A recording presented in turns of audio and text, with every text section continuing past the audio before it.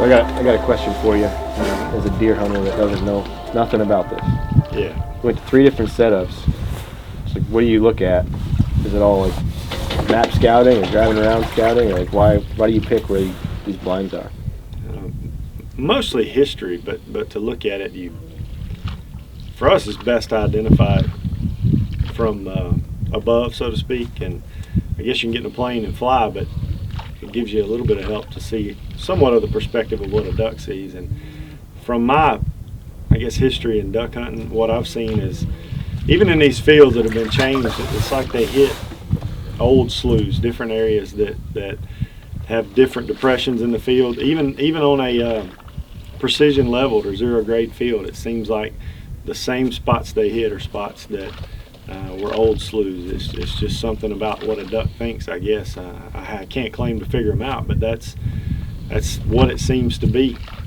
This blind here in particular, the way it was put where it was put was looking at an aerial photo and just seeing the detail moving through on each side, and you can kind of see the grass line where these more soil plants are, but this is that slough. It runs all the way through to the blind we hunted yesterday, and that's something that I've learned using BaseMap. You can identify that quickly. We put the first blind you hunted in, we put it in the same way, and you pull up in the map, you could see exactly where it needed to go.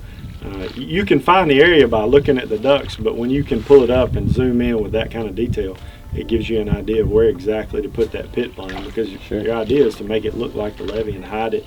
Kind of like what we did here. This is in the middle of a slough, but we pulled dummy levees to make it blend in where it's at. Right. And, that's been a big benefit for us using BaseMap, is just to have that detail to identify different places.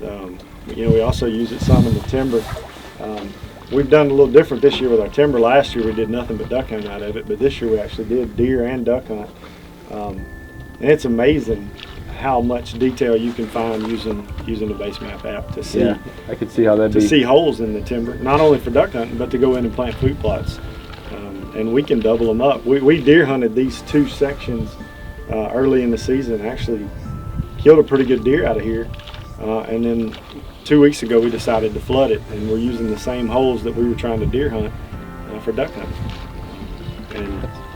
And I think we're going to go out there later and just kind of look around. But even being out there, if you see ducks go down, instead of having to walk to find exactly where they're at, you can pull it up, zoom in. And I can't imagine walking through that just to look for a hole.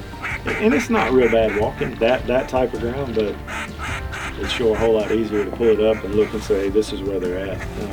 To give you an example, last year we were hunting a hole that's back over here, and I'll show it to you when we go. But the ducks kept going down to the west of us, and we couldn't quite figure out where because we knew there wasn't a hole. So we pulled up a photo and looked and zoom in, and they were actually going down on one of our roads, the same road that Dusty killed that deer on yesterday. That's good. It was flooded over it, and the ducks were just falling into that road because the water was so shallow there, and there were a bunch of acorns in there. So sure. It's a pretty neat deal.